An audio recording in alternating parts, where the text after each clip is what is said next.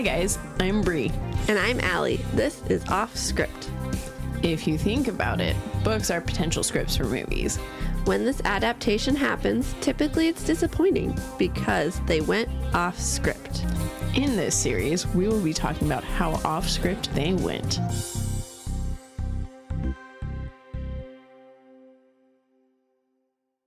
Hello, everybody. Welcome back To Offscript. I'm Bri, I'm Alli, and this is a podcast. where we compare books to their movies. Yes. Did they go off script? Did they stay on script? Who knows? Some of them, sometimes. Seeing as our podcast is called Offscript and not on script. I wonder what the majority does. Could you imagine? What a boring podcast if everything was the same. This book and movie were identical for every single one. What would even be the point? But yeah, that's why we're called off script. Mm-hmm. All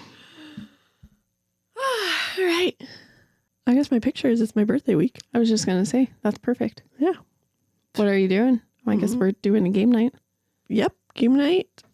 Thursday, day before. My kids have skate night. Nice. Yep. That's it. As far as I know. Recording a month in advance. One of Riley's friends' birthdays is January 25th. So my guess is I might be attending a birthday party. Yes. So the joys of turning 32. No one cares about my birthday anymore. I just have to take my kids to other kids' birthdays. Alli, you're going to be 32. I know. Isn't that weird? What was it? Was it Riley who told me how old I was the other day? I said something about being 30. And she's like, Mom, you're 31. I was like, oh, how did I forget that? And like, why did you remember that?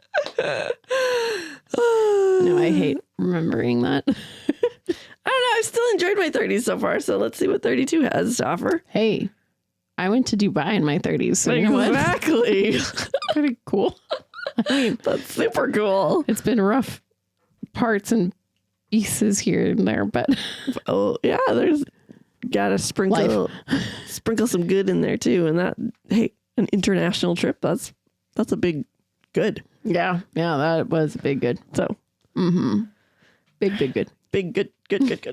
Let's see what 32 has to offer.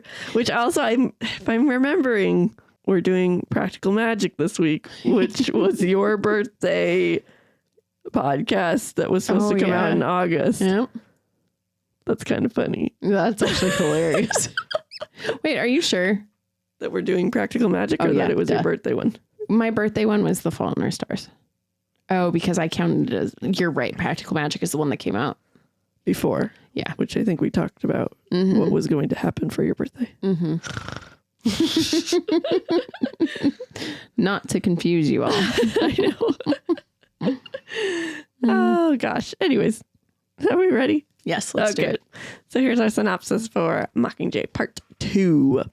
After accepting her role as the Mockingjay, Katniss Everdeen, along with her team, prepares to take the fight straight to the ruthless capital. While her mission is to bring President Snow down once and for all, Katniss finds her squad dies at the hands of either pods, mutts, peacekeepers, or more. Once in the capital, Katniss discovers that there is another threat rising that could decide not only her fate, but the future of Panem. I'm getting better at reading those things. I went back and listened to like season 1 and I was like, oh gosh. What was I doing? All right. We have our authors, Suzanne Collins, director, Francis Lawrence, writer, Peter Craig and Danny Strong. So they've been the same for the last 3. Oh, very cool. Well, I'm pretty sure Mockingjay, they like sat down and did all of it as like one chunk. Yeah, I think they did. And then just, that makes sense. And our audiobook reader is Tatiana Maslany. Oh my gosh, another 20. Wait, I didn't update that one. Unless it came out. Oh, it did. Yeah, because it's the same book. What the hell? What's funny is I was going to make a joke about me because I almost was like, wow, this book came out also the day before my birthday. Oh my and gosh. Then it clicked. And then that's why I started playing. And then you thought you mistyped. I forgot I did. I'm like, why wouldn't I have updated the book? Oh my gosh, you guys, because it's the same freaking book as last week. All right. So again, the book came out August 24th, 2010. The movie came out November 20th, 2015. That is a 5-year difference now because the book did not come out a year later because it's the same one. Exactly. Gosh. Yeah. Okay. This is actually a fun fact on my life. This is the only one in the series that I didn't go to the red carpet for. Wow. You didn't talk about the red carpet at all last one. Oh, I guess you talked about Plutarch. Yeah, that was for Catching Fire. Oh. Well, because at this red carpet, they did it so weird and fans weren't allowed on the carpet. So if you went, like, people got in, I met people who got, or wait, no, I met people at the Catching Fire red carpet and they were getting in T-Mobile's booth because they had won a contest. So like fans were getting in that way, but they weren't doing it like every other premiere where if you showed up, you got on. Okay.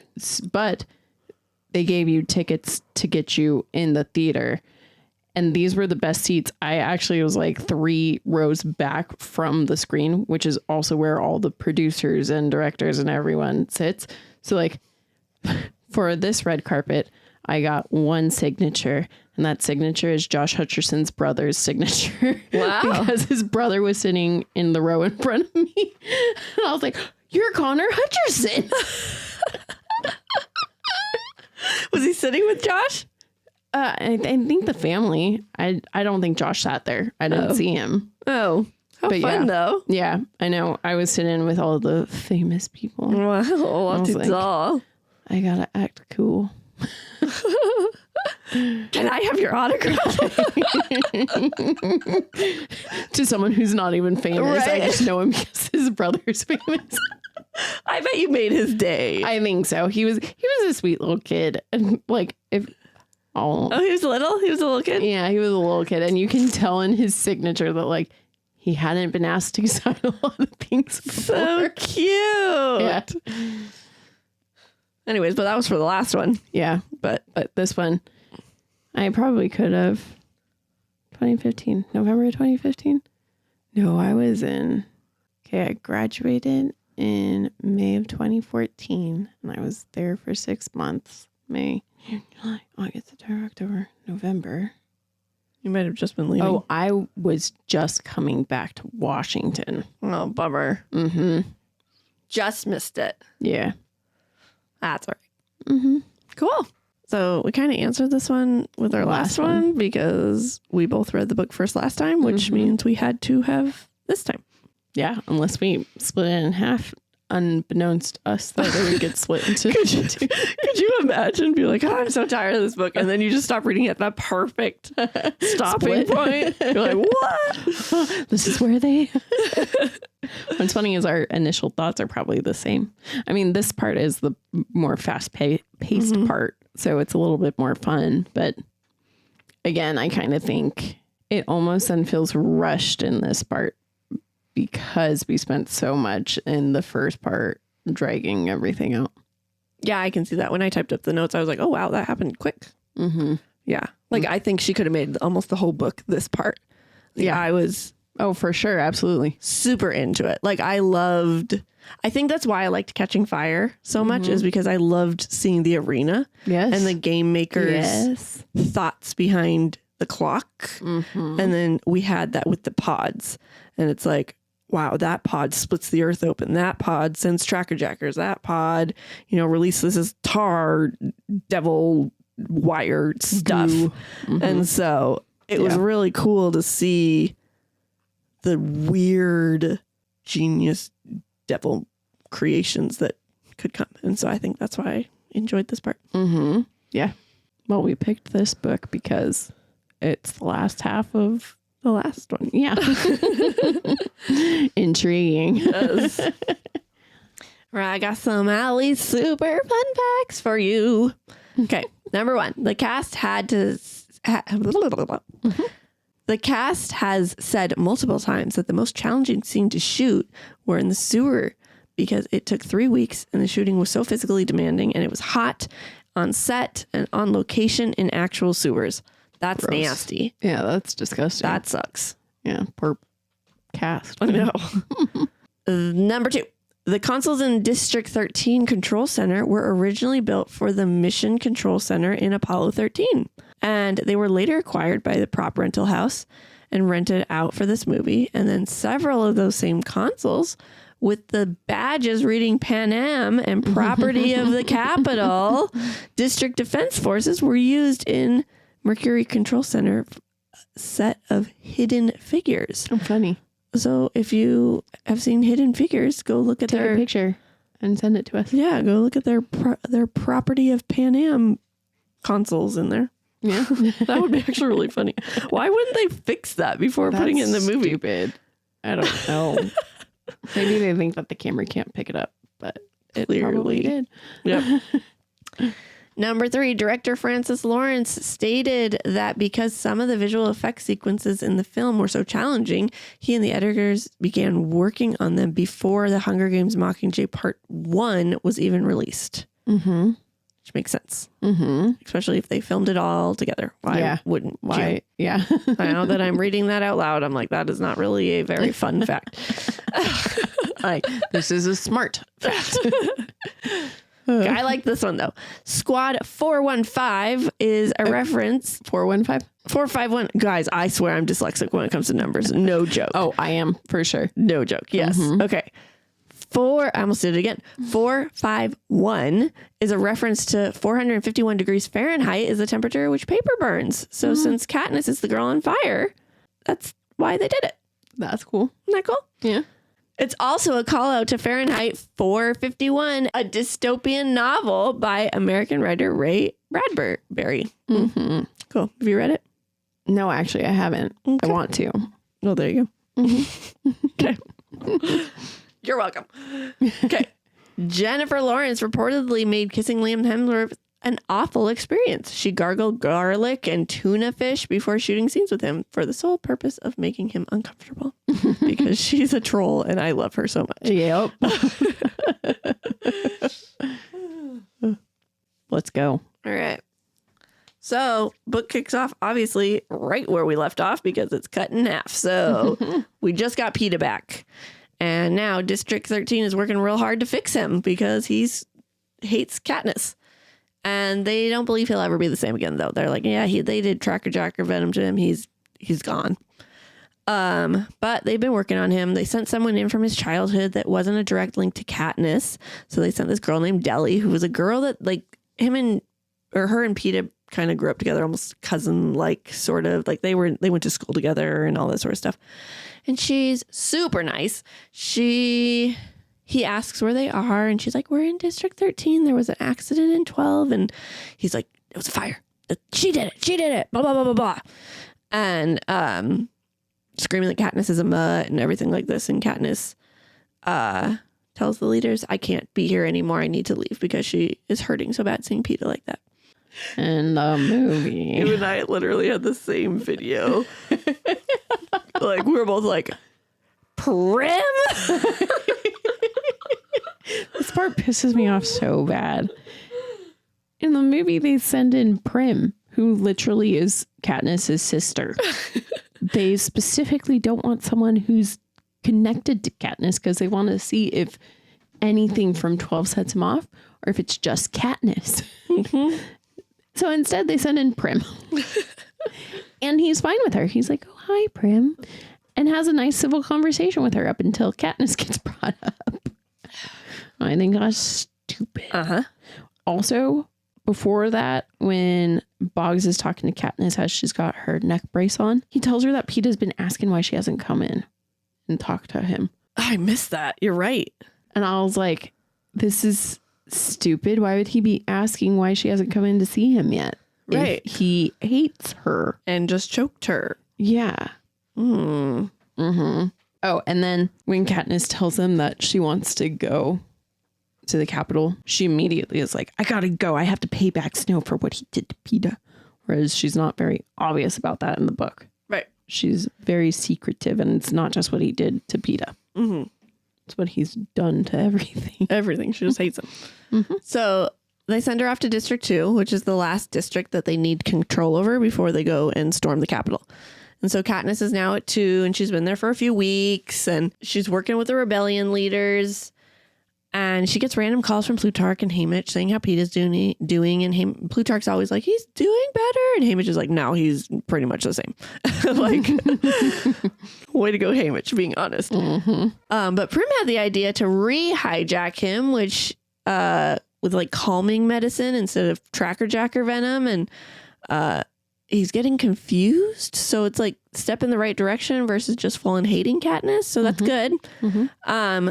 Gale and Beatty come out, and they're trying to figure out how to take over the mountain, which is also known as the Nut, because Plutarch's like, this is going to be a tough nut to crack, and Katniss tells them, and they're like, we like that. So now the mountain's called the Nut. It's underground, and there's is where all the Capitol's military is. So they really need to get control of that before they can do anything.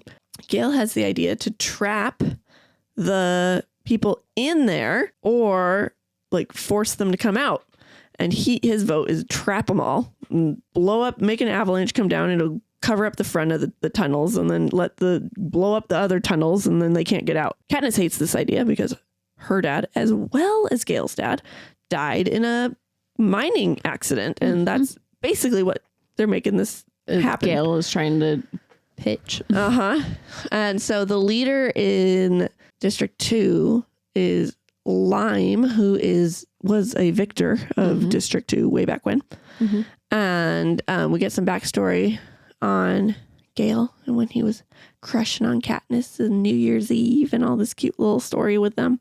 Mm-hmm. And then this is when him and Katniss kiss, and she's so confused, and he's like, that doesn't count as a kiss then. It's like kissing someone who's drunk. And he's like, you're never going to be into me until we know Peeta's okay. Which should be a clue that she doesn't want to be with you. I know. Like, I think that was his clue. I think right there, It was like, he was like, all right, that's it. I'm done. Yep. But then like, I don't like her relationship with either of these guys. No, after rereading it. Yeah. I agree. It's horrible. It's not love. Mm-mm. The movie makes it feel a little bit more like love between Katniss and Peeta. Maybe. Especially in this one, but like... Even so, not so much at the same time. Mm-hmm. Yeah. No, it makes me upset that she even gets anyone. Yeah. Anyways, so Gale and Katniss just randomly kiss before anything is happening. And there's no real reason for Gale to tell her that it's like kissing a drunk person, but he still says this. So then it's weird. And you're like, what? Whatever. And then at this point in time, Gale and Beatty are on the hovercraft that is taking Katniss to District 2, which they are not on her hovercraft. And on the hovercraft, this is when they start talking about bombs that they want to create for District 13, which does not happen here. Mm-mm. When Lime is talking to them, she's got Coin up on the hologram thing, and they're basically talking to Coin. And Coin literally tells them to use Katniss. She's like, you've got the Mockingjay there, use her. In the book, Coin never wants her used. Coin hates Katniss. Yes, she wants her as the face of the rebellion, but not to go out into the rebellion. Mm-hmm.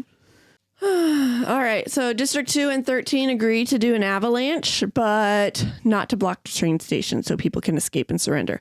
Katniss is feeling absolutely miserable because she's watching this mountain explode, and she can just imagine the chaos going on inside. Haymitch calls her and says, hey, there's good news. Peeta's watching you sing, which was never aired, and he's not freaking out about it. Back in the last book when she sang the Hanging Tree song. Mm-hmm. So it's important because they made it air in the movie. While that was the video that freaked Peeta out to tell him that 13 was going to get bombed. Mm-hmm. Okay. So this part doesn't even happen in the movie. So. No, it doesn't. She's now told to go make a propo, and she goes down to start. And right as she's trying to start making a speech, the district trains come in, and everyone begins shooting. She sees a man running up, and she sees a man and she runs up to him because he's super injured, and he pulls a gun and she just points it at her. And he's like, give me one reason I shouldn't shoot you. She's like, I can't. And then she gives a speech about who the real enemy is. She looks at the monitors to see if she's convinced anyone. And then she watches herself get shot on camera. So in the movie, Haymitch has gone with her to District 2. And so he's there in person with her. He's not in her ear because he's not giving her an update on PETA because he's already seen that video. And then when the citizen puts the gun on Katniss, he like grabs her and holds her when really she's supposed to be like walking up to him, and he pulls the gun and it makes her stop and kind of like back up. Because then I'm like, how the heck do you get out of this? I know. He's got that pointed at your head. And then in the book, no one knows who shoots her. They're like, so much was happening at that time that like she knew that it wasn't the guy who originally was pointing at her, but that's it. But they were like, it could have been one of shoot, I forgot what they're called. It could have been one of the people that just came off of the train, or it could have been a different group of people, which I think were just citizens, like Capitol reinforcements coming in, but they didn't know. Whereas in the movie, a dude literally stands up and shoots her, and it really looks like it's the dude who she just convinced to not shoot her. It kind of did look like that. Did you also imagine her like in the subway?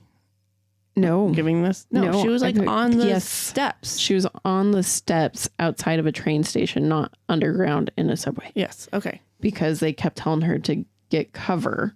Right. So how are you getting cover if you're already undercover?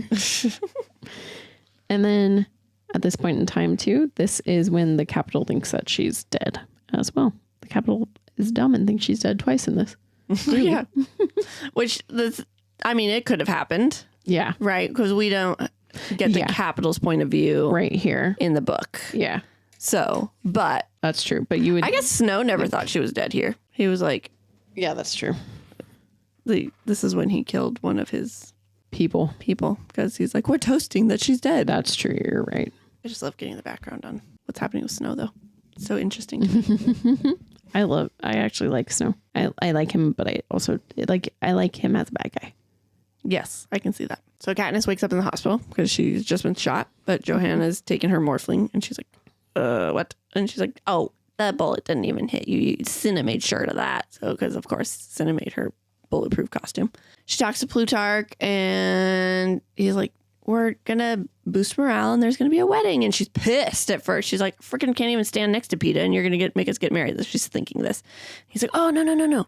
Annie and Finnick. And then I was really sad at how quick this chapter was, because it literally was, we're gonna do a wedding. Bastion fought a little bit about how elaborate it should be because 13's very like conservative and like don't be wasteful and everything. And then Plutarch from the Capitol is like big and everything. It's like, we got to make this like District 4's kind of wedding. And so that was like a paragraph. And then it was the wedding, which was maybe 2 or 3 paragraphs. Yes. And it was like, Finnick finally gets his happy. I know. It was such a cute part. And it was just so fast. And I was just so sad. And in the movie, it didn't do it much justice either. It was a horrendous. But yeah. Even Katniss was having fun and happy for Finnick at the wedding. I mean, as much fun as she could, being freaking depressed all the time. And the wedding cake was decorated by PETA, which means he's slowly getting better. And Haymitch comes up to her and says, hey, PETA wants to see you. Yeah, I'll pause there because you can talk about Finnick's wedding. All right. So then basically Plutarch doesn't say anything about a wedding to Katniss. It's just literally like, I can't even remember what scene's right before it, but the very next scene is Finnick and Annie standing in front of a priest, and you're like, oh, they're getting married. Yeah, it was odd. Super quick. And then they do their dancing thing. And this is where Katniss and Joanna started having a talk that they have during, because Katniss does this whole entire freaking battle training because she wants to be a soldier and they won't let her be a soldier because she hasn't gone to any of her scheduled things. And so her and Joanna, if they want to be soldiers, have to go train. And so her and Joanna talk and are like, even if they don't we're still going because we need to kill Snow. That whole conversation happens here at the wedding. We'll find out why in a little bit. Then she just basically is like, Joanna tells her, don't you want Snow to see you smiling and happy? You should go dance. Mm-hmm. And nothing happens with PETA. You don't see a wedding cake. All you literally see is them do their vows and then the dance and then their wedding is done. I was so sad. I was like, I was already sad at how short it was in the book. And then they made it even shorter in the movie. Haymitch comes up and tells Katniss that PETA wants to see her. And so PETA's pretty snotty. He's like not PETA at all. But I mean, so is Katniss, but Katniss is always snotty. Mm-hmm. And he's like, do you love me or Gale? Which pissed her off because she's being watched by all these doctors, right? Mm-hmm. And she doesn't want to talk about her love life in front of anybody. Also, she has no idea. So, and finally she leaves and she realizes she's mad because she took PETA for granted when he really did love her and care about her. Well, yeah, you did. Suck. Mm-hmm. Oh, I was going to say, in the movie, when PETA and Katniss are talking, what gets her pissed off is PETA literally is basically like, I shouldn't have given you that bread. Oh, yeah. When we were kids. And then she's hurt. Because, oh, how dare he say that? That was the pivotal moment of my life. Yeah. So Katniss wants to go to the Capitol. This is what we were talking about. And they say no, because she hasn't shown up to training. So she agrees to do training. And Joanna is also doing training. And Katniss isn't doing great because her ribs are still bruised from getting shot. So her trainer's like, here, take this to the hospital. They'll help you get fixed real fast. It was like one of the most painful medical, I don't even know, futuristic things. They like gave her medicine and healed super fast, but it was super painful. Nope. And they eventually get their own rooms out of the hospital because Joanna's like, no one treats us normal. They treat us like patients. So they're bunking together. And Joanna's working on her not being addicted to morphling anymore. And there's one day of training and it's raining. Joanna freaks out and Katniss is like, what the heck? It's just rain. Mm-hmm. And they go to lunch and PETA comes to lunch today and he's in some shackles. This doesn't happen. Because after Katniss leaves PETA's conversation, she decides she wants to go to the Capitol and gets told no. And she sneaks onto a plane to go to the Capitol. Which is why her and Joanna had the conversation at the wedding. Mm-hmm. When PETA comes to lunch, he like is super snotty to Annie too. And he's like hitting on her and like hitting but not hitting. Like, oh, Finnick, you better keep her, be nice to her or I might come for her or whatever. Like, I'm just like, I miss PETA. That was like, I remember the first time reading it, I was like, that was when my heart broke, was like, he would never treat another, like, I could see him being pissed at Katniss and saying the things he did, right? Yeah. But to like a girl that just got married, he would never say that. And I was just so sad. I was like, my PETA's gone. But anyways, so Katniss and Joanna did their final test to get on the squad. Because to me, that's one of my favorite parts because it's like he's trying to be a part of the group again. And so he makes a joke like that, like, hey. Well, he sucks. It's not PETA. It makes me so sad.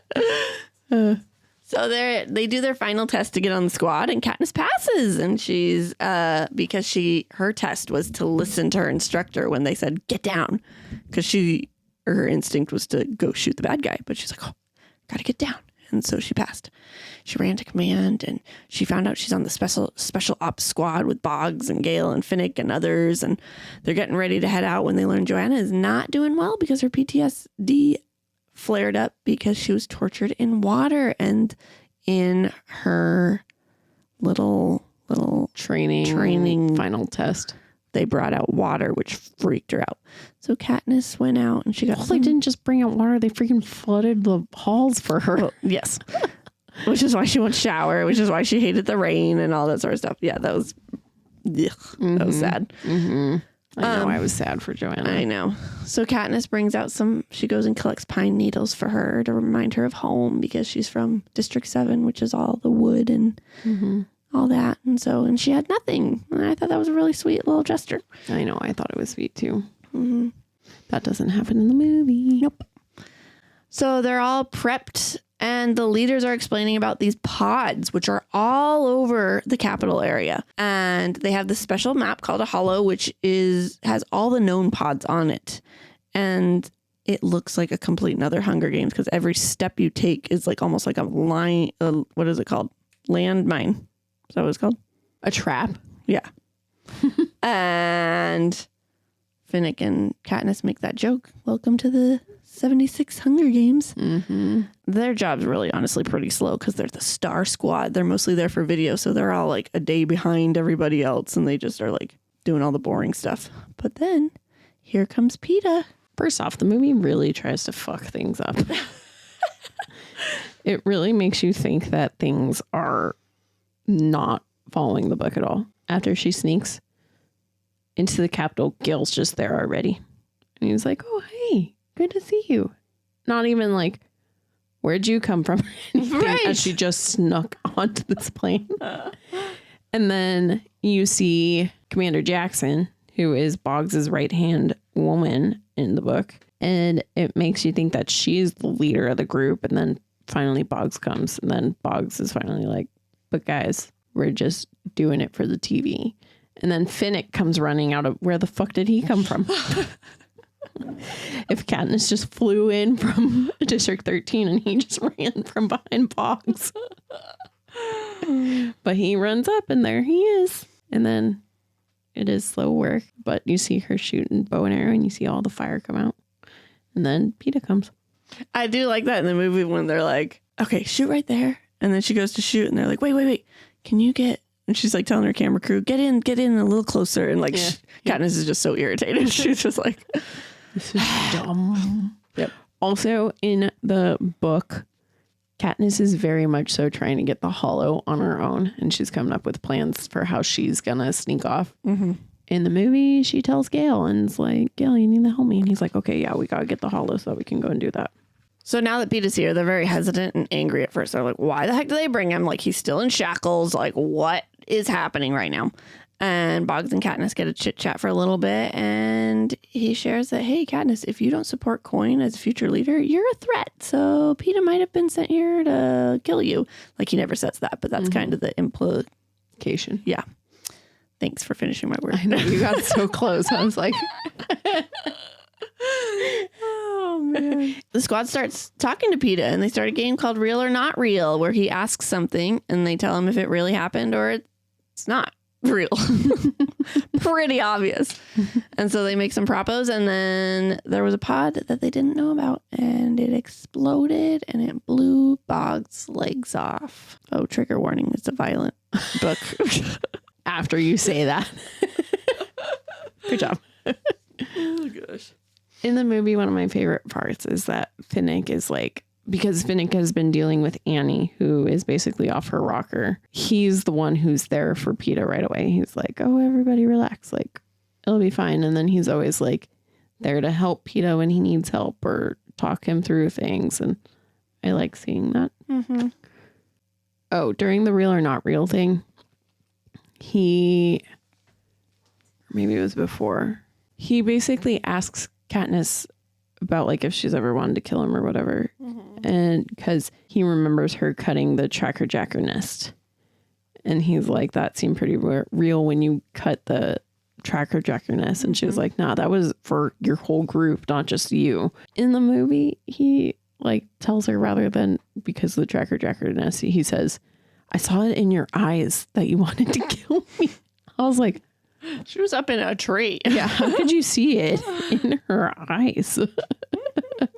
So chaos breaks loose, right? Their commander just is dying now. So they're trying to figure out what to do. And Boggs immediately tells Katniss to get the map, and he puts her in command of it by being like, unfit for command, Katniss Everdeen, blah, blah, blah, blah. And this tar stuff starts to flow, and PETA then jumps on Katniss and tries to kill her. And the other crew try to save her, and he throws one of them off, and he ends up getting thrown in this tar, which then is like barbed wire, like he's dead. Mm-hmm. Finnick knocks PETA out, and they run from the tar. And once they're in a safe place, Boggs tells Katniss, don't trust anyone and kill PETA. And then he dies. then they see this bombing where, then they run because they got to keep going. And they see this bombing where Boggs, they left him. Mm-hmm. And all of a sudden the TVs turn on because they're inside a house right now. And it's footage from the Capitol saying that their squad is dead. And they all agree, we got to move while they think we're dead because this is not going to last forever. This basically happens. The one thing that's different is Boggs dies basically right after he transfers the hollow to Katniss. Uh-huh. And then they don't carry him. No, but then they start the shooting with the leagues. Oh, yeah. Yeah. The peacekeepers are shooting them right there. Yeah. So they run off, but one of their squad's legs is hurt. So they're sisters. So they stay together and they start shooting the peacekeepers and then they bomb that. And that's when they're like, we killed them. Mm-hmm. So Peeta saw how he acted on the TV and saw that he tried to kill them and he ended up killing one of their squad. And he's like, you got to leave me or you have to kill me. And they're like, we're not going to do that. Oh, that's the other thing. When Boggs dies, he tells Katniss if the time comes, you need to kill Peeta. But he doesn't flat out say that you need to do it in the book. Whereas in the movie, he's like, you got to kill Peeta. Right. I was like, whoa, homeboy, chill. Wait, in the book, he tells him. He doesn't say it outright. He says that when the time comes, you should do it. Not you need to do it. Whereas in the movie, it's basically Boggs is saying, right after I give you this hollow, you need to go and kill him. Oh, got it. Okay. So now they're looking for food in this refugee, and they took refuge Atlanta for a little bit in this Capitol house that they're at. And they all agreed not to kill Peeta. And Snow comes on to make a speech about how Katniss is dead and all the rebels just should stop. But it gets interrupted because the President Coin comes on and introduces herself and gives Katniss's eulogy. And they agree they need to start moving, though, because they're about to figure out that they're not there. Or did they heard them out there looking? What was it? Why'd they start moving so fast? They just needed to move? Because Katniss told them that Coin had given her a special mission to kill Snow. And so she just wanted to go. Okay, so she's just like, let's go. Yeah. All right, so it's later when they realize, they know we're not dead yet. Okay, so they go underground because Pollux used to live there because that's where the Avoxes used to be banished to. This is when they're kind of in the sewery areas. And Katniss begins hearing this hissing sound, saying her name over and over, Katniss. That'd be so scary. And she freaks out because she realizes Peeta is also saying it. So she goes to shoot him when he snaps out of it and it's like, Katniss, you need to run. In the movie, Peeta is not saying her name. He just wakes up from a dream and is like...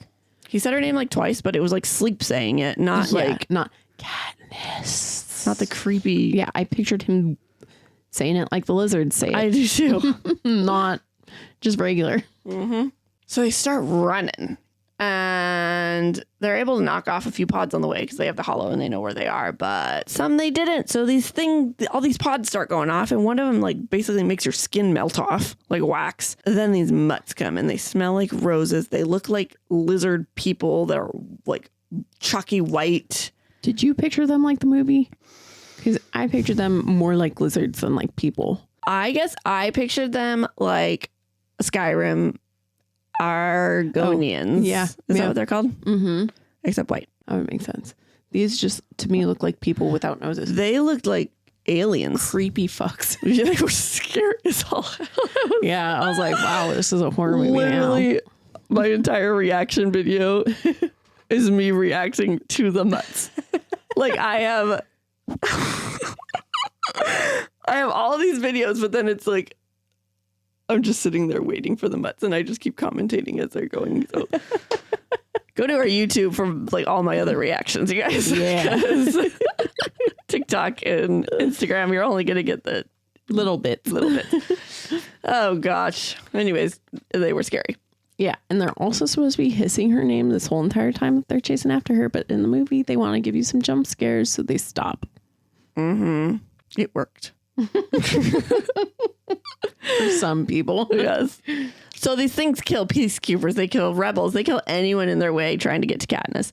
And Jackson and another member stay back and they try and shoot them as long as they can. They get to the point where they can climb up this ladder and they start climbing and she hears someone down below screaming and she looks down and it's Finnick and he's getting torn up and I was so sad. And she says Nightlock. Keep going. She says Nightlock. Okay. Does she say Nightlock 3 times? Is the hollow in the book too? That's what explodes? Yeah. Okay. I just didn't really remember that. Mm-hmm.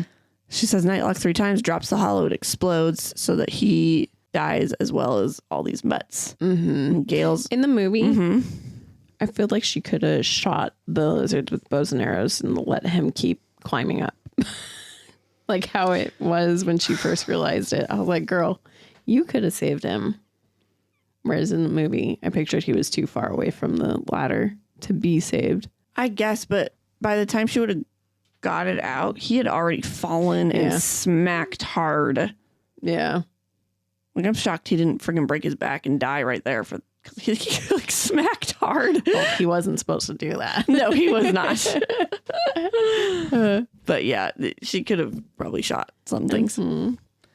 So Gale's all torn up too. Like his throat is gashed open and everything like this. And they're running into a Capitol building and like a house. Mm-hmm. And Katniss shoots someone because she's about to scream for help. And then they decide to get all dressed up in their outfits. And Peeta's told them, kill me because I'm like about to not handle it anymore. And Katniss kisses him and it calms him down. Why is this chick kissing Peeta in front of Gale? I know, that's all I thought. I was so mad they didn't show Gale's face in the movie. I know. I was like, here's your perfect opportunity to show this. I know. Yeah, but yeah, that basically happens in the movie. Mm-hmm. I don't think Gale's neck is his neck super bad? He's not injured. No, they don't really get injured from the things that Super Finnick dies. I guess they do say he needs stitches, but it's like he's like about to pass out. He's lost so much blood in the book. Oh, that's why it doesn't matter if she kisses him in the book. Oh, because he's almost dead. Yeah. Okay. In the movie, though, I don't know why. Should have showed his face. Right? Well, no. Yeah, in the movie, was it even right there? Or it was like before they even ran away from the mutts? Was that where it was in the book, too? I couldn't remember. I threw it right there. No, it was right. It was right there. Yeah. It was all, so it's all in the same spot. Yeah. So they dressed in these Capitol clothes. They blend in. Cressida's like, I know somewhere that we might be able to help. They went to this shop with owner named Tigress is, which, mind blown. Oh, because you just started it. I just started. That's funny. Snakes and Songbirds, or Songbirds and Snakes. Yeah. Part of me is like, I wish we read that one first. Mm-hmm. I know, because it is the sequel or the prequel. But I understand why we didn't, because now it's okay, because I wouldn't have caught stuff like that either, because it's been so long. Yeah. Wondering what we're talking about? Come back next week. Yeah. Stay tuned. So she hides them in the basement, and she used to be a costume designer for the games, but Snow let her go. And Gale and Peeta are chatting because Katniss is supposedly asleep. And Gale shares that she's going to choose whoever she thinks she can't survive without. Which right there, I think Gale is full on like, even if she chooses me, I'm over it. Yeah. Good for you, Gale. Because who wants to be in that relationship? I know. That right there should have been both of the boys is like, we out. Yep. I also don't like how in the movie Katniss like wakes up and looks over and then it's like, and pretends to be asleep again. She's super sly. Yeah. So Capitol refugees who have had to evade their homes because the rebels are coming are allowed to take refuge in the mayor's mansion. And so their plan is to have Gale and Katniss blend in and go along inside the mansion to kill Snow. Peeta is planning on going to make a distraction. Gale gives him a nightlock pill just in case he gets captured again. And as they head out, all of these pods start going off and everyone's getting shot. And it's like, hold on. What? You're explaining the movie, kind of. So first off, at this point in the book, the rebels have now been sending in trucks to go down the streets to set the pods off because they're trying to clear out the pods so that there's a clear path for them to get into the Capitol. Right. Also, the Snow makes an announcement that as well as his mansion, now shops have to take in refugees too. Right. So now everyone needs to get out of there because refugees are going to be coming in to the store, Tigris's store. Sorry, I call her Tigris, not Tigress. I think it's Tigress. But the movie never tells you we're naming this one. No, I think the audiobook reader says Tigress, though. Yeah, I'm pretty sure it is. Yeah. Okay. Yes, all of that happened. I just was trying to sum it up. Sorry. So, well, I don't like it because the rebels never come to clear out the roads in the movie. So they're just there's no pods in the movie. Yeah, yeah. I didn't like that.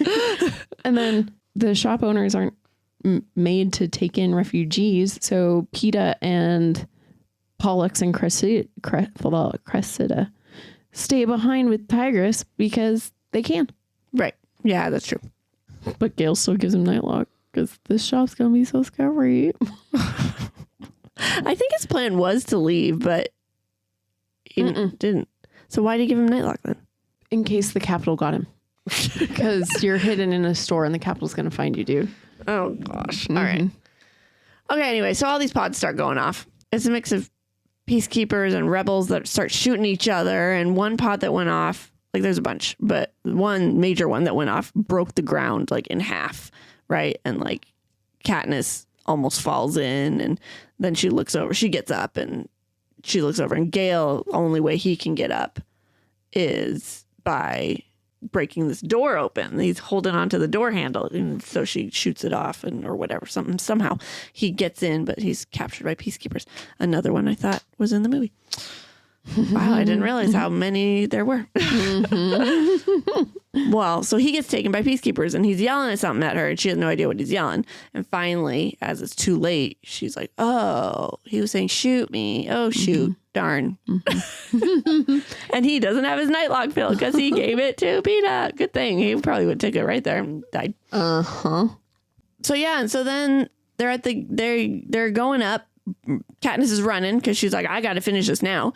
And they get to the city center, and she sees all these kids at the gate to get in.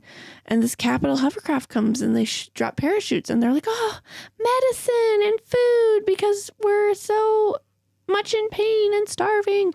But it's explosives. And so there are freaking like dead children all over now. And who comes to help? But of course the rebel doctors, because they're impartial. They're just doctors. They want to help everybody. And one of them is Prim. And she runs out there to save him. And Katniss is like, Prim, and runs to her. And an explosion happens before she can save her. I think my least favorite part about the series is the fact that it's all moot. Like, I'm all for the hero not getting her way, obviously. But why kill the thing that she's been trying to save this whole time? Kill Katniss. Don't kill Prim. Oh, I agree with killing Katniss, but in a little bit. No, it really. Do you agree with killing Prim, though? I think it is a twisted turn of events because it all kicked off with her wanting to save Prim, and now Prim died anyways. Like, it's very twisted and depressing. Which, I mean, technically this whole series is. So I'm going to stop us. And you got nothing compared to that? my main thing is that when she's up in her vantage point in the movie, she gets blown down from it with that first bomb. Whereas in the book, she doesn't get blown down. It's she sees Prim and starts to go after Prim. The ground also does not explode open. Yeah. Gale just gets taken normal. Oh, yeah. Sorry. I forgot all about that part. Yeah. Gale gets taken as normal. She can hear him saying to shoot him. Yes. And she still doesn't. Yes. There's no pods. Because they describe some cool pods. I mean, not cool. That's pretty depressing. All these people dying. But like very like, well, how does someone think of these type of pods? Okay. All right. So Katniss got severely burned. Like she is. They had to make Rafts of new skin for her. like, and it is like raw pink still and all this sort of stuff. The mansion won. So the rebels are Mansion won. The mansion has been won by the rebels. Let me read my notes correctly.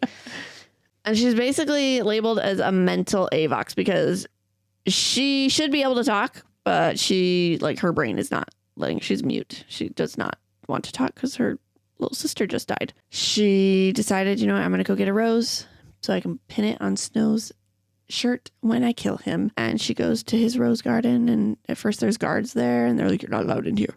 And the leader of 8 says she can go in. She's allowed to anything behind that door. She goes in, and Snow is there, and he and her chit-chat a little bit. And he's like, it's a pity that, our Coin is so smart. Using those hovercrafts make them look like the Capitol, so then the Capitol turns on me, even though it was her idea, blah, blah, blah, blah. She's like, I don't believe you. He's like, oh, Miss Everdeen, I thought we agreed never to lie to each other. And so now she's just going through like, oh my gosh, what's the truth? In the movie, Katniss is not severely burned, and she does not go into a catatonic state. She's very talkative. And then Effie takes her to the mansion because they're taking her to the mansion to put her there for some reason. Don't know why. This is when Effie comes back, though, right? Or she come back when they go to 12. Doesn't she come back at the book? At like close to the end. The very, very end. Yeah. She does make her little appearance. Yeah. But I forgot to put that in my notes. So. All right. So Katniss can't figure out what happened. But she's starting to think about it. And she remembered Gale and Beetee were talking about traps, like creating big traps for large groups of people. She was like, why would Prim be on the front line? She was only 13. She needed to at least be 18 or whatever to be on the front lines. But why is she there? And all of these little, this doesn't make sense. But she couldn't believe it. She didn't want to believe it. So life goes on, and she tries to talk to Haymitch. It's not helpful. And her prep team tries to make her pretty, but she is so burned they're scared to touch her. Coin brings all the victors together for a vote. And Coin wants to do another Hunger Games, but with the Capital children, because some people want to kill all of them. So she's like, this will end up saving lives. Oh, and one of the things that Snow said is, why would I do that? I'm not wasteful with lives. And so this is her saying, I'm saving lives. So it's another connection between her and Coin and Snow. And so the victors have to vote if they want to do another Hunger Games. So Peeta's automatically no. And then I think Annie said no, and she said no for Finnick. And they're like, Joanna's not here. Yeah, he's not here because of Snow. So yes, and a couple others said yes. And then it was down to Haymitch and Katniss said yes. But she was like really thinking about it. And then Haymitch just looked at her and went with her because, they got their little secret conversations going on. Mm-hmm. My question is why? Did she only say it because she wanted to keep Coin on her good side and not keep her questioning her? No, I think she truly wanted Hunger Games. Oh. Because Prim died. And she's like, fuck it. If this is going to kill the Capitol's kids, I want this. Oh, okay. Yeah, I think. So she legit wanted it. Mm-hmm. Oh. Mm-hmm. Okay. That doesn't seem very Katniss to me. No. I think this whole part is stupid. I want to believe that it was so Coin would be like, that would be stupid too, because it was never explained either way. Mm-hmm. So take it how you will. Yeah. Yeah. So Katniss goes to shoot Snow, but she's like, and she moves her bow and arrow and shoots Coin instead.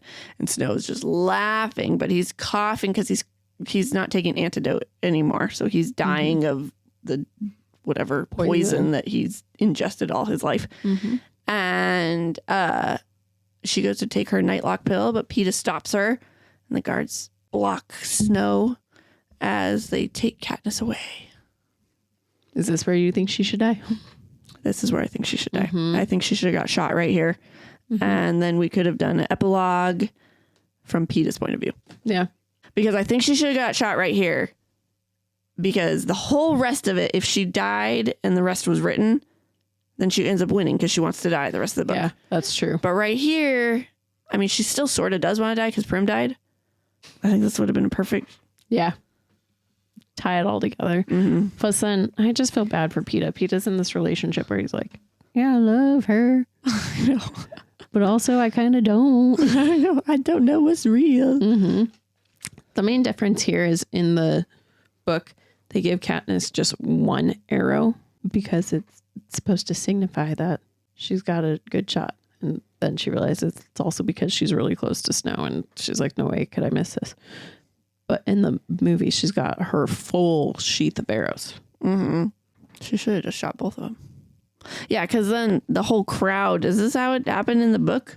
That all the crowd went up and like, that's what happened? Yeah, because they say that they don't know what killed Snow. They don't know if it's that he got stampeded by people, that he died of his poisoning, or of the peacekeepers.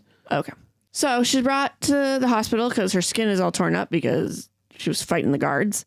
And Hamish said they're sending her back to 12 and he's coming with her. And she passed the trial because she's deemed crazy, basically. And Greasy Say is at her house, who was someone who worked in the Hob way back in the first book and second book. Yep. And she's making her food and keeping her company. And soon Peeta shows up because he's let go from the hospital and he found Primrose and he wants to plant it with her. And Katniss is like, oh, maybe I do love you. And they go off. She goes off hunting and she sees Buttercup and she's yelling and saying, she's dead, go away. And she's just crying. And we find out Gale got a job in District 2. And Katniss and Peeta end up apparently falling in love. They create this book of all the dead tributes and to honor them and all the people that died in the war. In the book, Plutarch came to talk to Katniss too. Mm-hmm. He was the one who explained everything to her about like, there's no trial, or we just had you on trial and this is what happened, blah, blah, blah. In the movie, because Philip Seymour Hoffman died, they turned it into a letter that Plutarch gave to her. Dude, how hard would that have been to act? I've just been crying. I know. I would have too. In the movie, there's also no trial for Katniss. It's just fine. Also, Katniss goes hunting before Peeta even shows up. And so when she comes back from hunting, that's when she sees Peeta. And she's not really like... Literally in the book, she's so catatonic. It's like, wow, she shouldn't even be alive. Whereas in the movie, she's a human. And then we have our epilogue with Katniss and Peeta. They had 2 kids together 15 years later because she didn't want kids. And he was like, I want kids. So she eventually gave in and gave him kids. That's love. 15 years later, I'll give you a kid. Oh my gosh. But also 15 years later, it's supposed to be 2 children who are like old enough to be playing together. Whereas in the movie, it's 1 toddler and 1 baby. But it's because she has this whole thought process in her head about how she doesn't want her kids to have to go in the Hunger Games. But in the movie, she says it all to her baby. And they were flipped in 8. Like the boy was first and the girl was in her arms, whereas the girl is supposed to be first. And the boy is younger. Why? I don't know. Like, it would have been cuter for Peeta to be playing with a little girl than a little boy. Yeah. Made no sense. No. Whatever. And you guys, that's it. The Hunger Games is almost trilogy is over. And now we have the prequel next week. So yes, stay tuned for that. Yes. But before that, we have some casting for you. And we have 179 people. Yeah. We're going to chit chat about Jennifer Lawrence again because she is not in the next one. No, she's not. Because she's not alive yet. Yep. She's not there. Nope. She plays Katniss. She does it good. I think so. I think she grew with the character throughout it all. Yeah. Yeah, I agree. Same with Josh Hutcherson. Yeah. Oh, for sure. Peeta. He was able to play mean Peeta pretty good. It made me sad. So good. Yeah. I loved it. Yes. We also have Willow Shields as Primrose Everdeen. She's such a sweetheart. I love her. Like exactly what I picture for Prim. She's perfect. Yep. Donald Sutherland as President Snow. Oh, he's so good. So good. I love him. I know. He's so good. I don't know. I guess it makes sense now. Because like I think the first time I read it, I didn't really know what I pictured age-wise. Yeah. And then the movie came out and I was like, okay, that's what I pictured. But like reading it again, I still didn't think, I was like, is he that old? But then obviously if he was in 65 years ago, he was 18. So I'm like, oh, okay, it's all matches. That fits. Yeah. We got Sam Claflin as Finnick. Oh, dear. Oh, I love him. He's so cute too. Much. I know. I can now finally tell my story about him. Yes, I've been waiting. I know. So at the red carpet, I was just praying because for the fan camp, I knew that they would bring some stars. I was like, I just want Sam to be here. That's the only one I care about. If he's at one of these signings, I'll be happy. And like they started the day with like, it was Glimmer and the guy who plays her brother or whatever and all that. And I was like, I just want Sam. And then they brought, it was Sam, Jenna, and Jeffrey all at the table. Finnick, Joanna, and Beatty. I was so excited. I was like, oh my gosh. But then because there were 3 of them at the table, I was nervous. I was like, I didn't want to be holding my book because I wanted him to have to sign my shirt. I didn't want to have something else for him to sign. But then I was like, but if I don't have my book, the next 2 aren't going to have anything to sign. So I was like, I was going to have my friend hold it.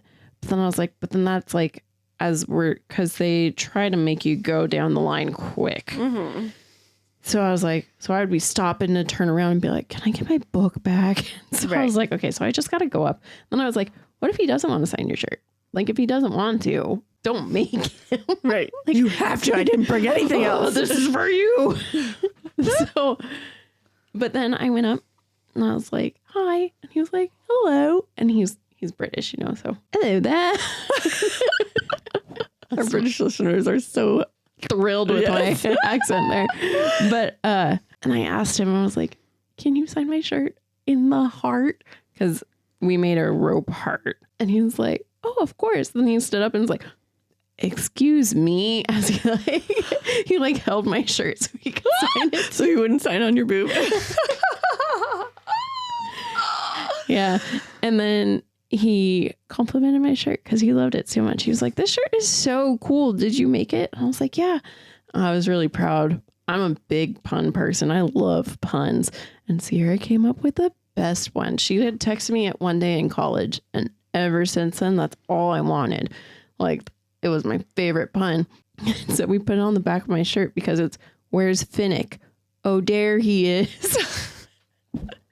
That's actually a meme I found that is coming out today, you guys. And he read it in his Finnick voice, and it was the best thing ever. And as he was sitting down, he was like, that shirt is so cool. And I was like, thanks. Oh, wait, because before this, after he signed my heart, I was like, and can I get a hug? Because I wanted a hug from him. And I assumed it would be an over the table hug if he did it. And he was like, yeah, of course. And he moved around the table to give me a full on hug. Wow. I was like, so then after that, I was not there. So I meet Jenna. This is why I met her and didn't put it together that she was from Donnie Darko. Right. And then like, and Jeffrey is sitting there because me and Sam have now had like a long moment. So they're just waiting for me to come through to get my book signed by them. And so Jeffrey's sitting there and he's like, that is actually a really cool shirt. I was like, thanks. Like, I don't even care about anything else. But then the next morning I got a text from Sierra because I obviously sent Sierra a picture. I sent her a picture of the hug. I sent her a picture of the signature, blah, blah, blah. And she texted me to wake me up the next morning because she was really good. She wasn't with me at the fan camp, but she would text me every morning to make sure I was awake for whatever event was happening for fan camp. Oh. Yeah. So I wake up to a, where's Finnick? Oh, there he is on your shirt. That's cute. Yeah. Oh, that's awesome. Mm-hmm. Very cool. Yeah. Well, then we have Steph Dawson as Annie. She's so sweet. She was cute. Yeah, I liked her. They didn't have her crazy in the movie. Yeah. No, she was not nearly crazy enough. But they didn't give her enough stuff to make it make sense either, though. But then that also is really stupid why Finnick's in the hospital, but whatever. I mean, I guess because she's in the Capitol, but to me, he is mainly worried about her because he knows that she's not all there. And so he's like, great, the Capitol's just going to make it worse. Oh, yeah. So we have Jenna Malone as Joanna Mason. She did so good. I saved her for this one because I wanted to talk about her crazy. Because she was in the book a whole lot in this one, but she was in the movie almost none. And we forgot that. Yeah. Yeah. She does look crazy. And more power to her because I feel like she actually did shave her head for this. Oh, wow. Nice. Yeah. Very cool. Okay, then we have Julianne Moore as President's Queen. She does so good. She does. I also read right after Philip had died that she was the one who was affected by it the most because she had been a friend of his for so long. Aww. So then, like, in her scenes, there's some where she's very, like, cheery. Yeah. Sad. Yeah. We have Mahershala. Mahershala. Mahershala Ali. Mahershala. I don't even know where that extra S to make that sound came from. I think my favorite part about this is I was about to say his name right when you started Masher. You guys, why do I bother? I'm getting better on reading everything except names. I will never be good at reading names, and you need to know that about me. So I apologize to everybody out there. Hopefully Mahershala Ali is not listening. Or if he is, he gets a kick out of that. Hopefully. Like Idina Menzel. Right? Did she think it was funny? I can't remember. Was she like annoyed? She has been, she actually was just, so Josh Gad is on a Broadway play right now. I think it's called Gutenberg. It's the Gutenberg play.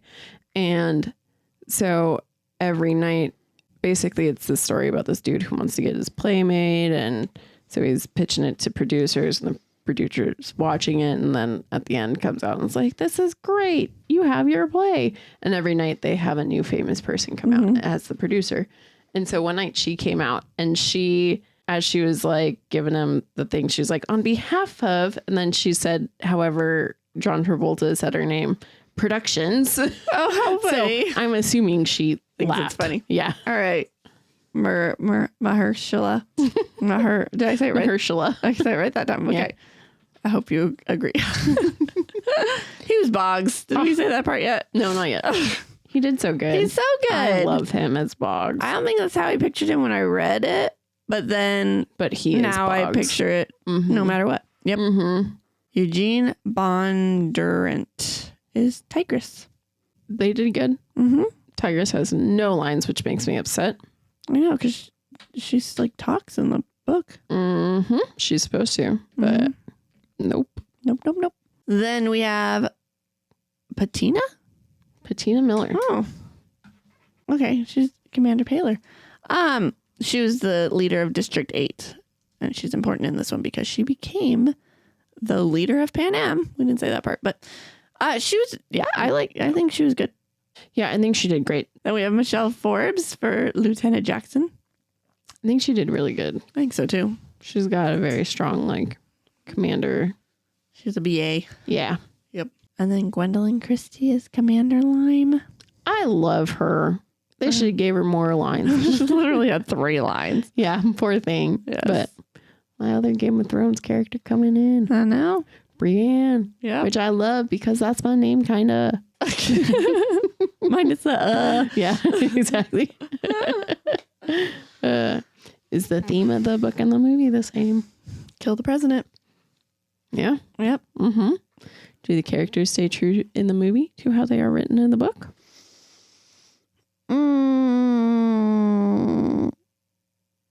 Not Joanna.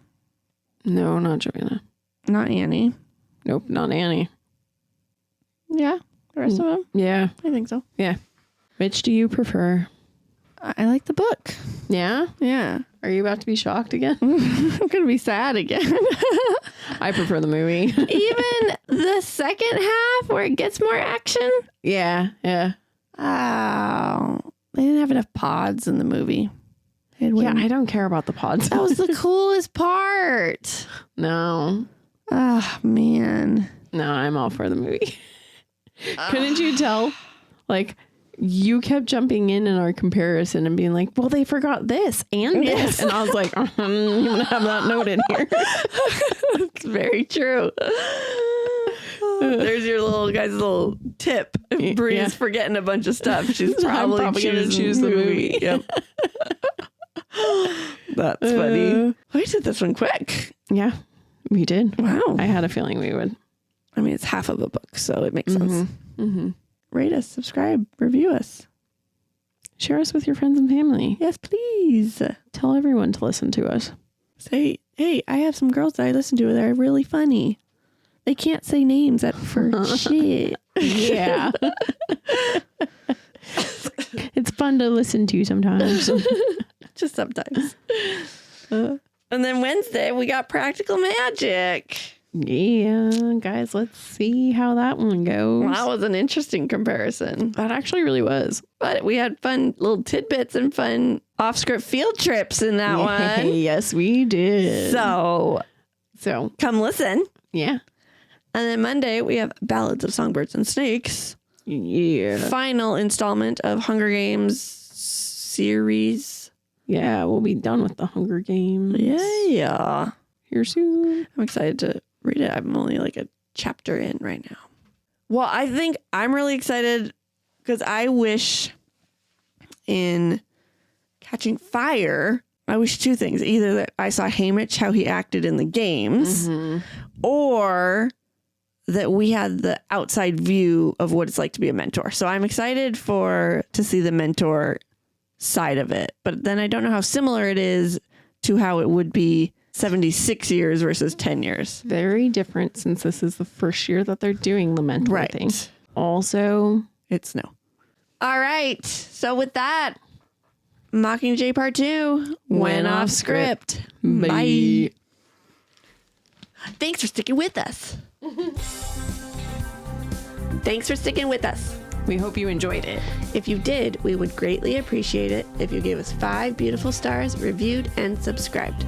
You can also follow us on Facebook at Offscript, on Instagram at Offscript Podcast 21, and on TikTok at Offscript_pod. Shoutouts to Madame Ashen Creations for our adorable logo art. And Adam Daniel for our incredible theme song. And to Creative Cinephile Productions for producing our podcast. See you next time.